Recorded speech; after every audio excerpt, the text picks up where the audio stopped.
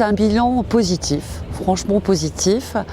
Un petit peu mitigé parce qu'on a eu forcément dans nos stations un petit problème d'enneigement, donc quelques doutes de nos clients à savoir s'ils doivent monter, pas monter, pour quelle période, etc.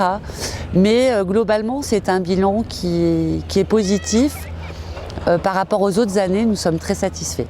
Quel est le profil de la clientèle ? Alors sur Tillon, on a une clientèle qui est française essentiellement, anglaise, beaucoup d'anglais. On va avoir aussi de Belges, des Allemands et étonnamment, depuis peu de temps, depuis cette année, une clientèle brésilienne. Donc on découvre cette clientèle-là, on va essayer de s'adapter à leurs demandes, leurs besoins.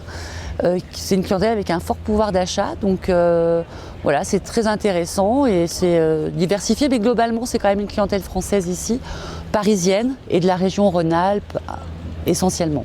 Quels sont les biens recherchés par les touristes et les saisonniers l'hiver à Tignes? Quel type de biens recherchent-ils? Alors là, on remarque une vraie évolution cette année. On a une demande, plus que les autres années précédentes, de studios un petit peu plus grands. Et on est moins sur la formule studio, cabine, montagne, on est plus sur une formule T2, T3.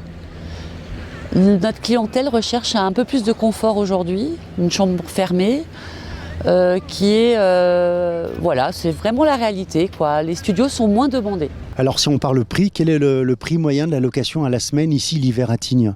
Bon, ça va dépendre des périodes, hein, bien évidemment, mais on va entre 800 sur une semaine sur un certain type de lot jusqu'à 1200 voire 2000 euros.